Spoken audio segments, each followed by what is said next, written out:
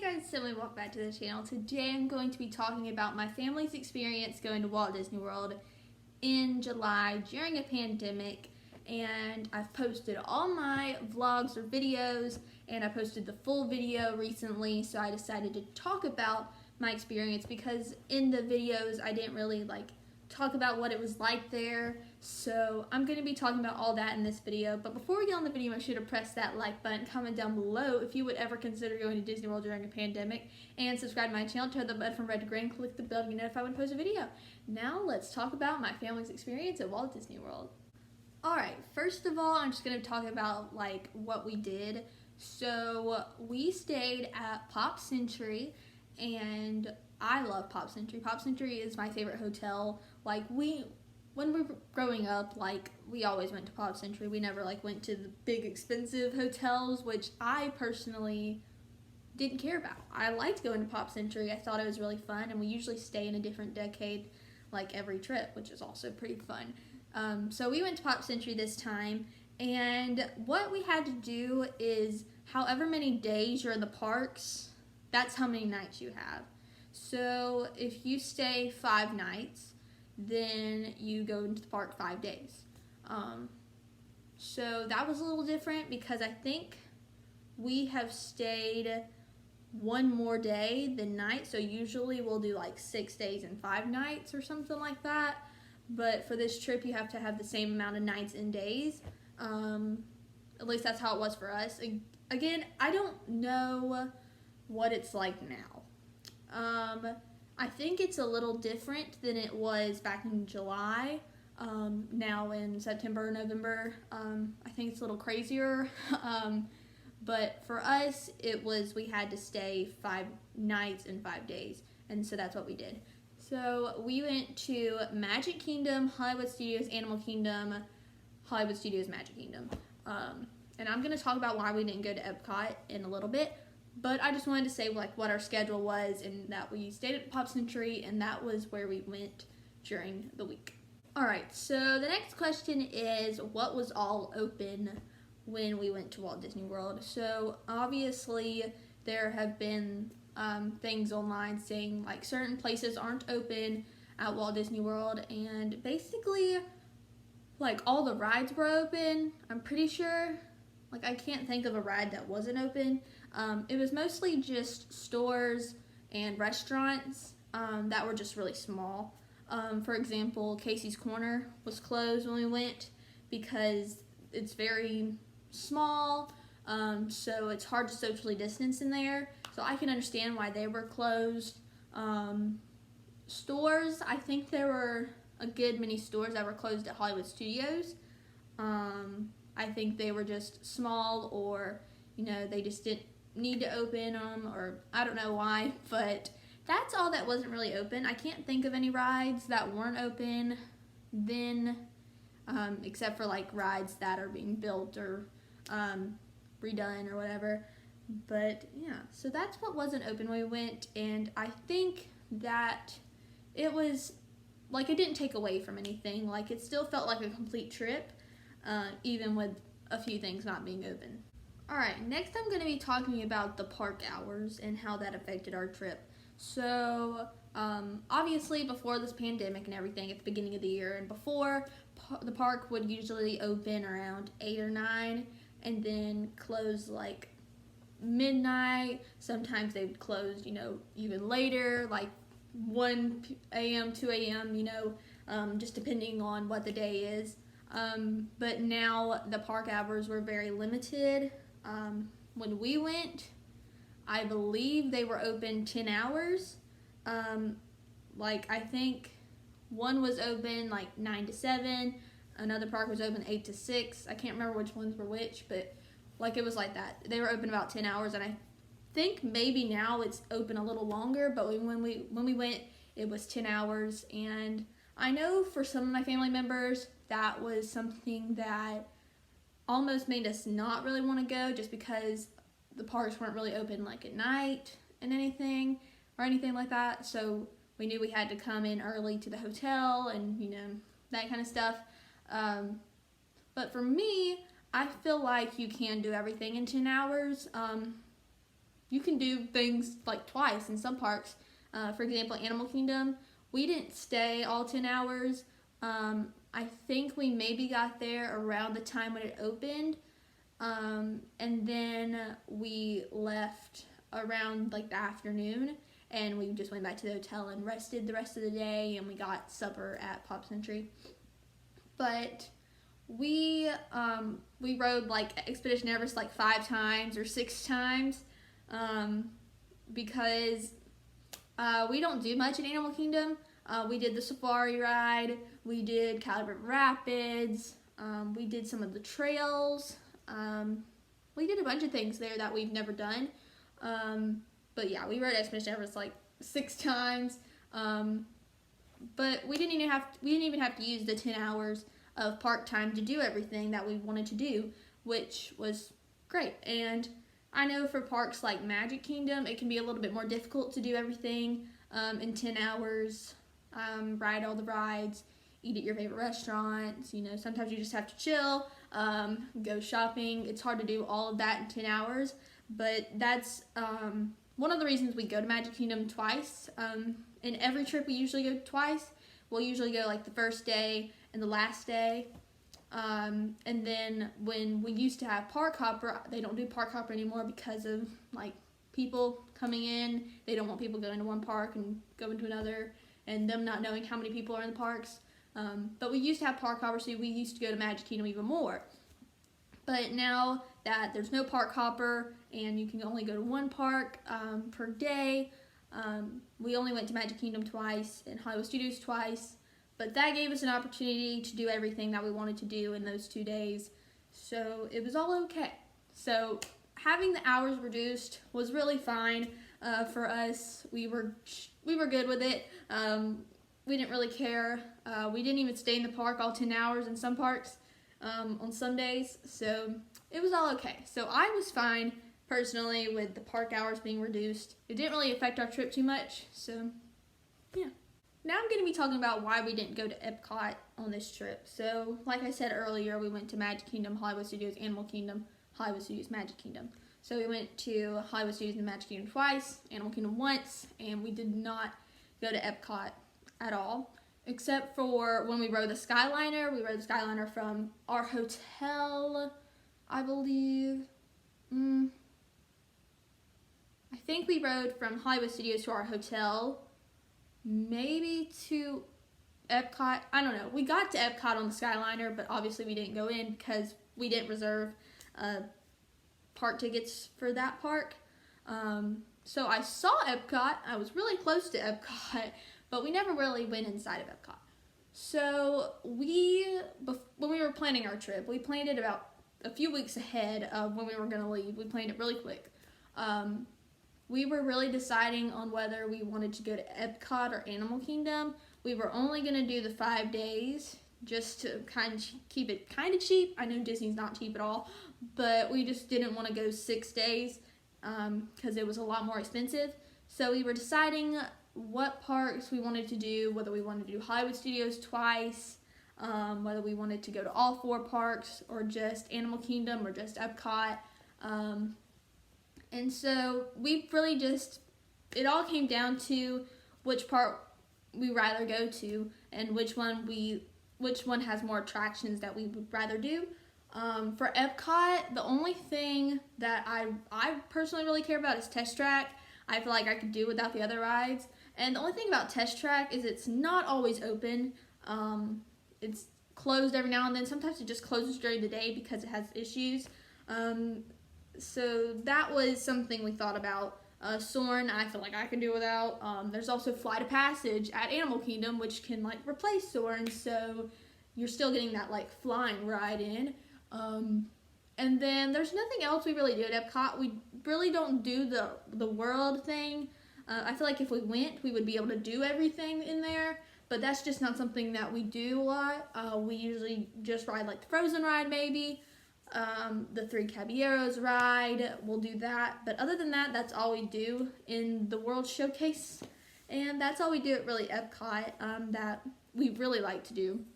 So we really thought, well, we can go to Animal Kingdom. There's Expedition Everest. There's Pandora. We do the safari. We watched like some shows there.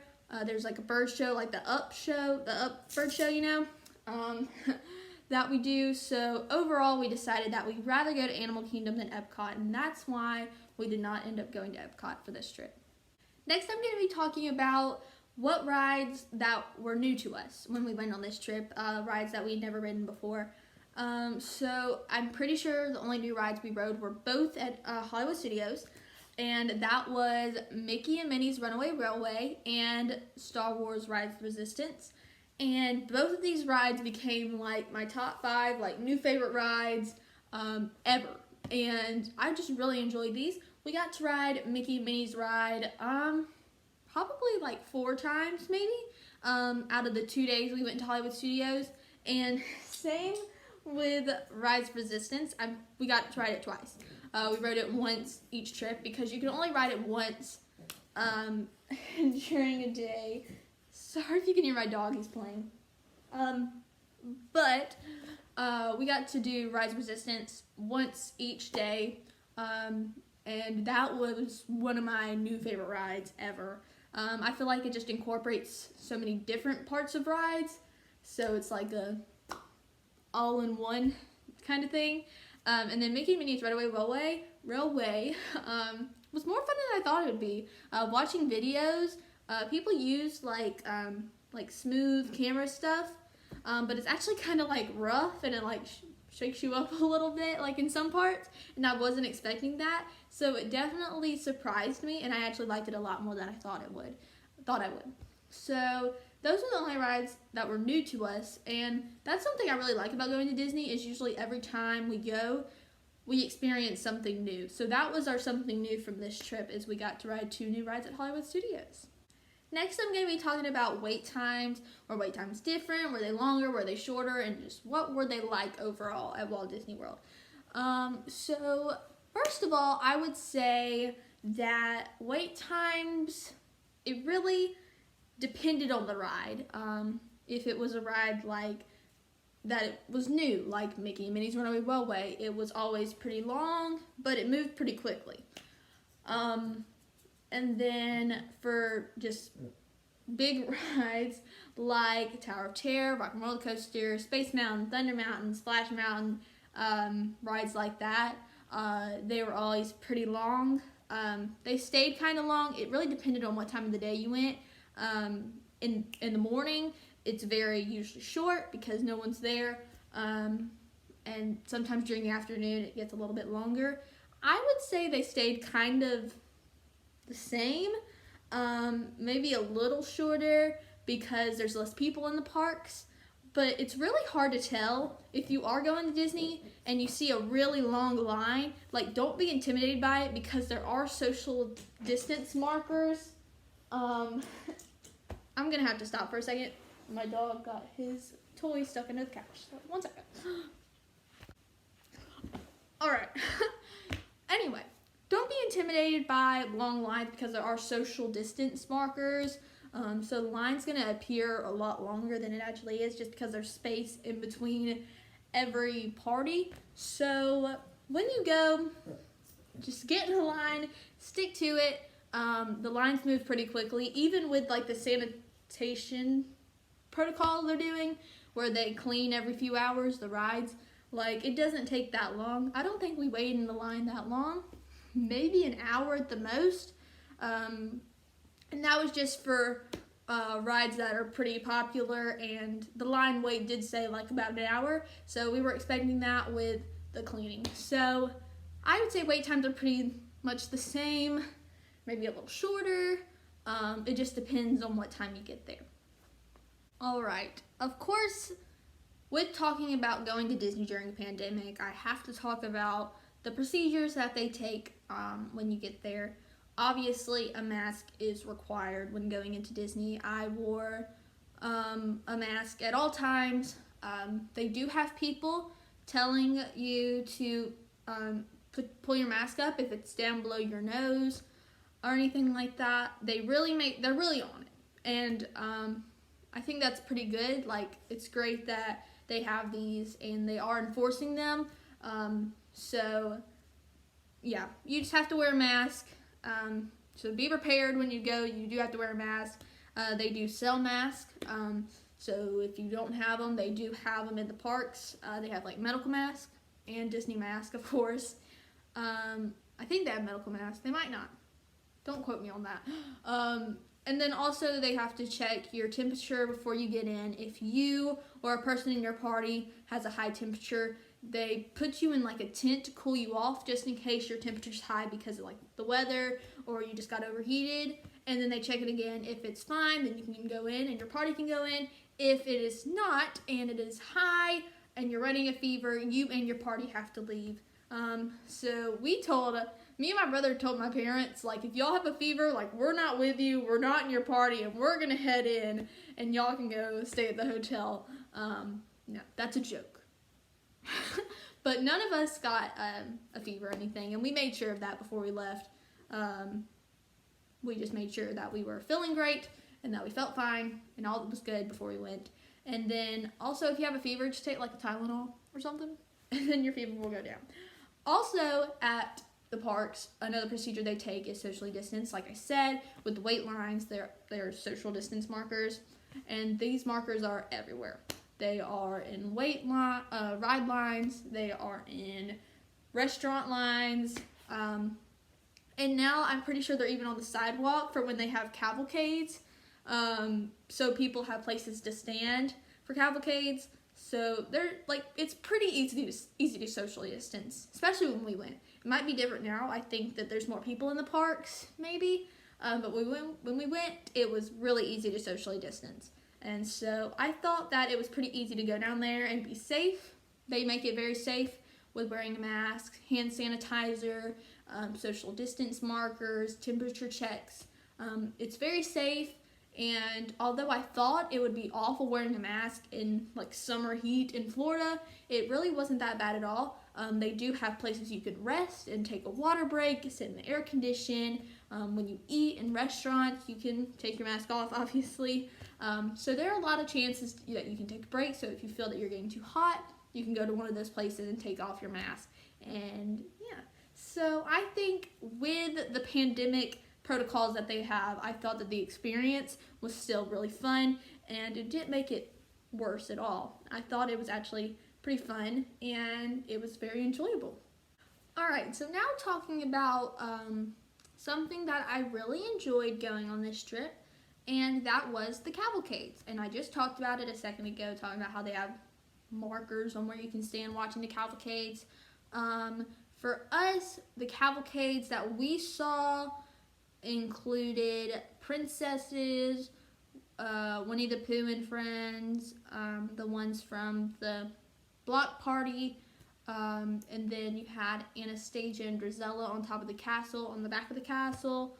I think cavalcades are very, very great. I really enjoyed them because you don't have to wait around for these characters to come. We ran into a cavalcade a lot more than we thought we would.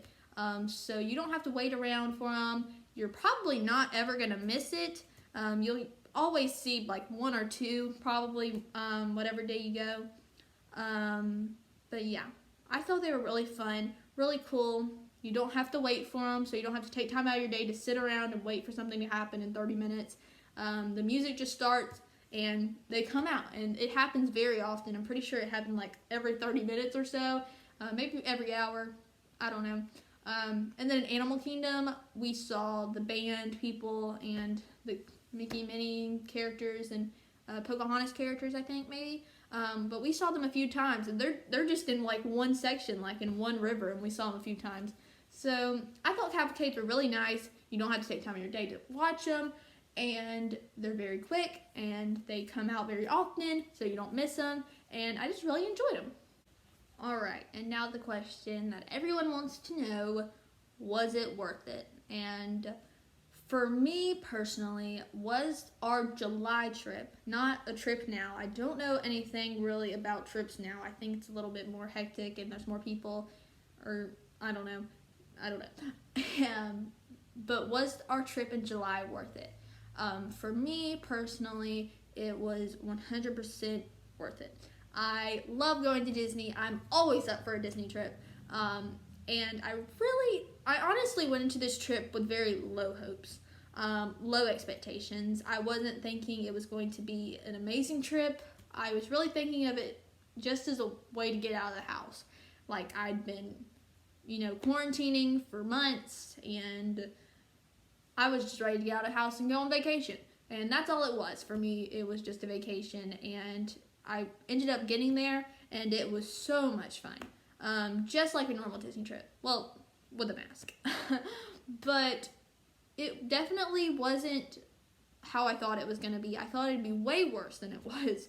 But they make it very fun. They still make it very fun. They still make it very magical. They still make it very Disney. And that's something I really enjoy about Disney, is that it's always a Disney experience when you go, no matter if it's normal times or you're in a pandemic.